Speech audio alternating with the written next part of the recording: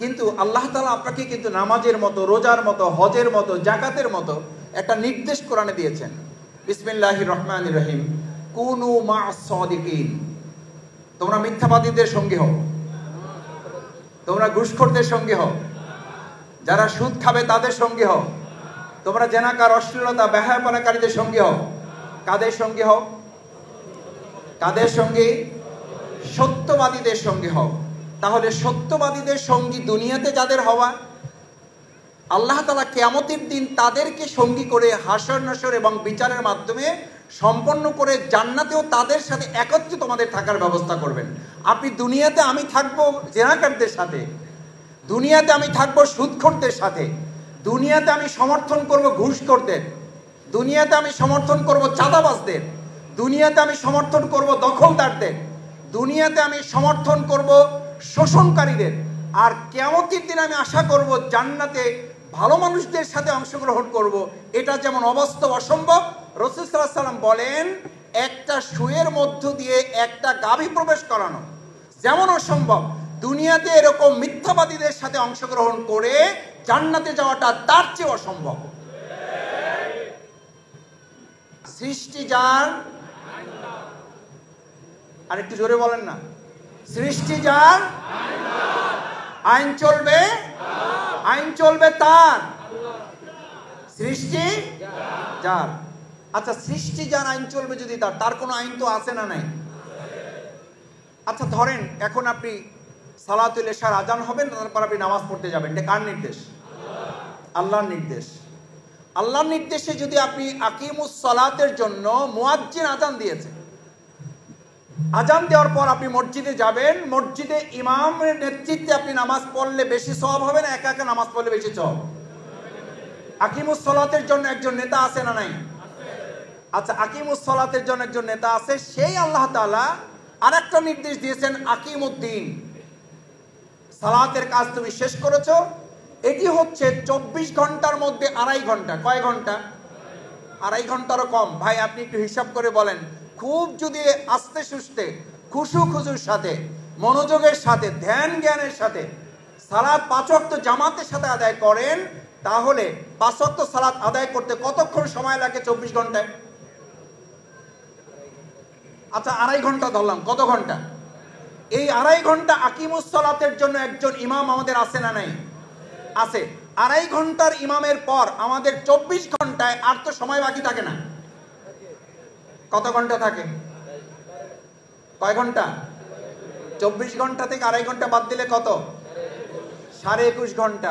আচ্ছা আপনারা বলেন, আল্লাহ সুবহানাহু ওয়া তাআলা এই 2.5 ঘন্টা বাদ দিয়ে সালাত আকিমুস সালাতের নির্দেশনার পর আকিমুদ্দিনের দায়িত্ব পালন করে বাকি 21.5 ঘন্টা আল্লাহর জমিনে আল্লাহর প্রতিনিধিত্ব করার জন্য একজন নেতার নেতৃত্বে আমাদের সমাজ রাষ্ট্র পরিচালনার নেতার নিয়ম মেনে চলার সিস্টেম আল্লাহ তাআলা দিয়েছেন না দেন নাই? এখন আপনাকে বিবেকের কাছে জিজ্ঞেস করতে চাই, যে দলের হন, যে মতের হন, আপাতত রাজনৈতিক দর্শন বাদ দেন, আপনি ধরেন যে আপনি কোনো দলের না, কোনো মতের না, মাঝে মধ্যে বলেন না বেশি অস্থির হয়ে গেলে, ভাই আমি সব দল টল বুঝি না, আমি এসবের মধ্যে নাই, বলেন না। এখন একটু রাগ করে এরকম বলেন যে আমি কিসের মধ্যে নাই, কোনো দলের মধ্যে নাই। আপনি আকিমুস সালাত আল্লাহর নির্দেশ পালন করার জন্য 2.5 ঘন্টা আপনি ইমাম নির্ধারণ করেছেন। ভালো করে বুঝেন ভাইয়েরা বোনেরা, 2.5 ঘন্টা আপনি যদি ইমামের নেতৃত্বে আকিমুস সালাতের হক আদায় করেন, ওই আকিমুস সালাতের নির্দেশনা হচ্ছে ওই ব্যক্তি, ওই ভাই, ওই বোন, ওই বান্দা, ওই বান্দি আল্লাহর প্রতিনিধিত্ব করার জন্য 2.5 ঘন্টার পরের বাকি 21.5 ঘন্টা ইন্নী জাইলুন ফিল আরদে খলিফা, তার প্রতিনিধিত্ব করার জন্য যদি আল্লাহর জমিনে আল্লাহর দ্বীন কায়েমের ইসলামপন্থী নেতা তার নির্ধারিত না থাকে, ওই 21.5 ঘন্টার নেতা হয়ে যায় ইবলিস। এখন আপনারা একজন হাত জাগান, ভাই আমি 2.5 ঘন্টার ইমাম ঠিক করে ফেলেছি, কিন্তু বাকি 21.5 ঘন্টা আমি ইবলিসের নেতৃত্বে চলতে চাই। চলতে চান না, কিন্তু আপনি যখন ইমাম নেতৃত্ব নির্বাচন ঠিক না করেন, আপনি যখন বলেন কে নেতা হবে এই নিয়ে আমার চিন্তা নাই ভাই, ভোট টোট নিয়ে আমার কোনো ভাবনা নাই, আপনি ভোটের চিন্তা করলেন না। কোরআন পরিষ্কার বলে দিয়েছে, যখন তুমি কোনো ন্যায়পন্থী লোকের পক্ষে তোমার সমর্থন দাও, তখন ওই ব্যক্তি যত ভালো কাজ করে প্রত্যেকটি ভালো কাজ তোমার জন্য সাদেকায়ে জারিয়া, তুমি মৃত্যুর পরেও সেই কাজগুলো কবরে যোগ হবে। সুবহানাল্লাহ। বাউফলের মানুষের একটা বৈশিষ্ট্য আছে। আমাদেরকে ঢাকায় প্রায় আমাদের বন্ধু বান্ধব আশেপাশে বলে, মাসুদ তোমাদের অনেক ভালো দিক আছে, তোমাদের একটা অসুবিধাও আছে। আমি বললাম অসুবিধাটা কি? বলছে যে তোমাদের মাথা একটু গরম বেশি, মাথা একটু গরম বেশি। আমি বললাম যে মাথা একটু গরম, এটা কথা সত্য।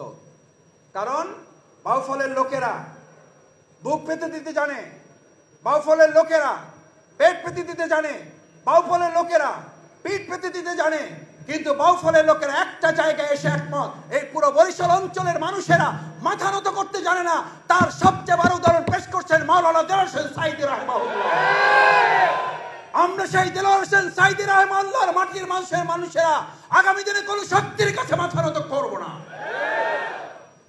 যদি তা না করি তাহলে আজকের এই বরিশালস্থ বাউফলবাসীকে সিদ্ধান্ত নিতে হবে, মাওলানা দেলোয়ার হোসেন সাঈদী রক্তে ভেজা এই বরিশাল আগামী দিনে তার রক্তের প্রতিশোধ নেওয়ার জন্য, রক্তের বদলা নেওয়ার জন্য আমরা আমাদের এই প্রিয় বাউফল শুধু নয় পুরো বরিশালকে বাংলাদেশের জন্য একটা মডেল বরিশাল হিসেবে আমরা উপস্থাপন করব ইনশাআল্লাহ। সম্মানিত ভাই এবং বন্ধুগণ, আমি আরেকটি প্রসঙ্গ আপনাদের না তুললে আজকের এই প্রোগ্রামের হক আদায় হবে না। সেটি হচ্ছে আমাদের এখন রাজনীতিতে 2024 সালের 5ই আগস্ট, জুলাই এবং আগস্টের গণ অভ্যুত্থান, এটি কোনো ব্যক্তির আন্দোলন, এটি কোনো রাজনৈতিক দলের নেতৃত্ব হয়েছে, একটা রাজনৈতিক ঐক্যমতের ভিত্তিতে, রাজনৈতিক ঐক্যের ভিত্তিতে হয়েছে।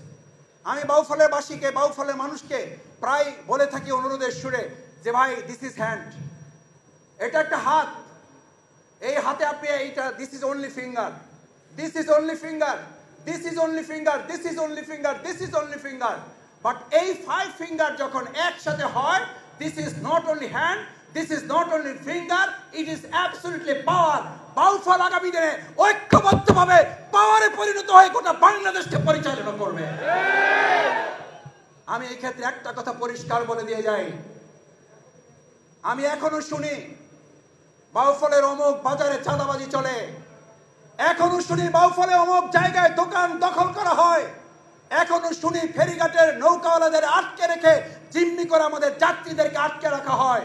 পরিষ্কার বলে দিতে চাই, বাউফলের লোকেরা আঙ্গুল নয়, হাত নয়, পাওয়ারে পরিণত হয়ে যে জাতীয় ঐক্য তৈরি হয়েছে, এই জাতীয় ঐক্য বাউফলে ধরে রেখে শুধু নয়, এটাকে আগামী দিন অব্যাহত রেখে সমস্ত দুর্নীতিবাদ চাঁদাবাজদেরকে যথারীতি বেশিবাদের মতো তাদেরকেও মোকাবেলা করা হবে।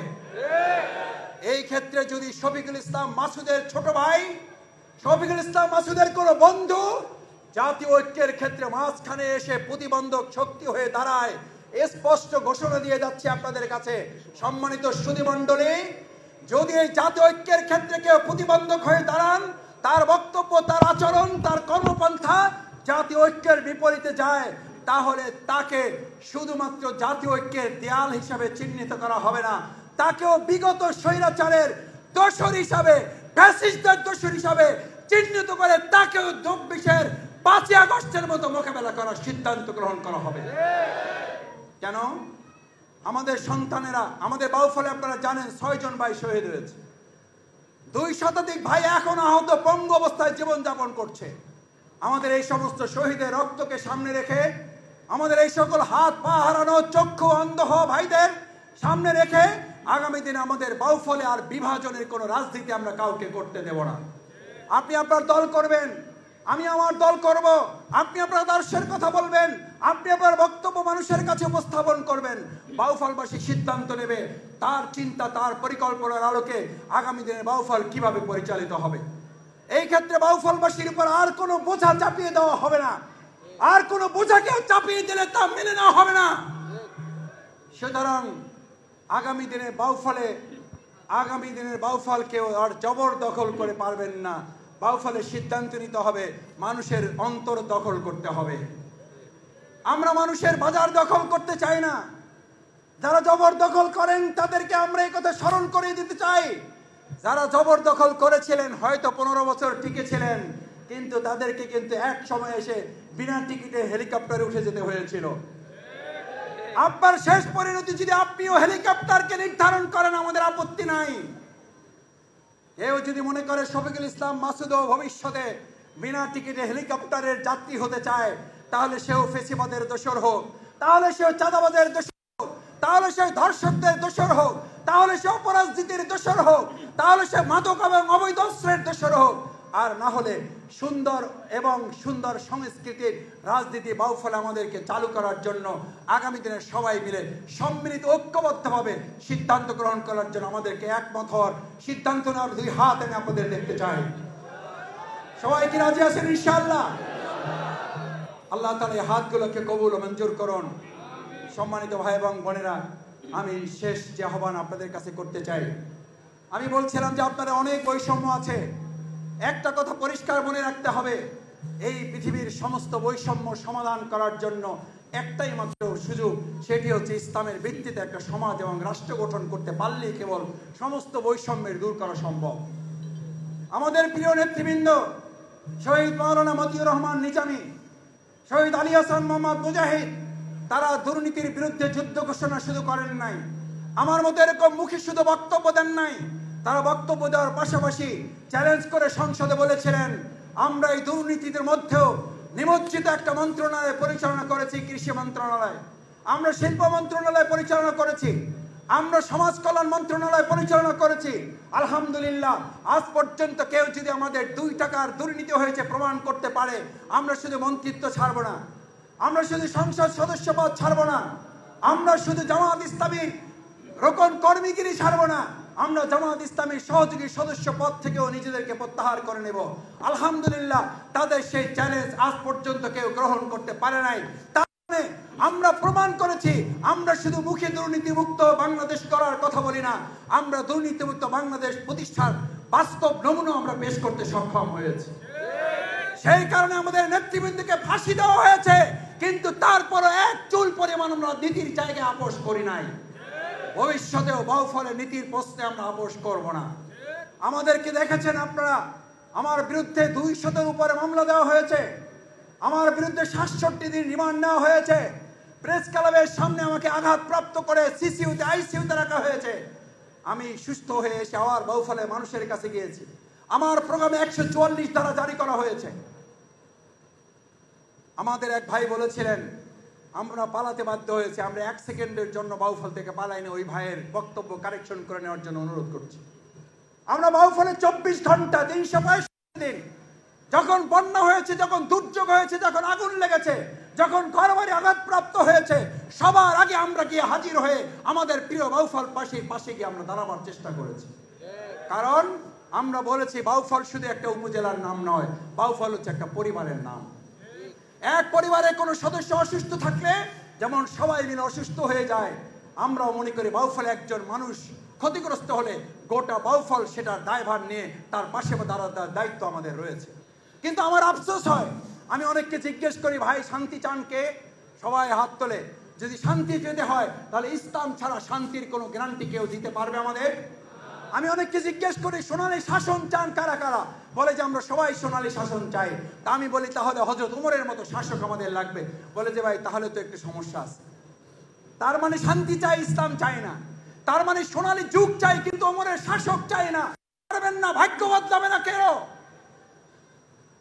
উন্নতি শুধু ব্যক্তির হবে, বাউফলের উন্নয়ন হবে না। বাউফলের উন্নয়নের জন্য আমাদের সিদ্ধান্ত নিতে হবে। শান্তি চাইলে ইসলামের মাধ্যমে শান্তির নিরাপত্তা করতে হবে।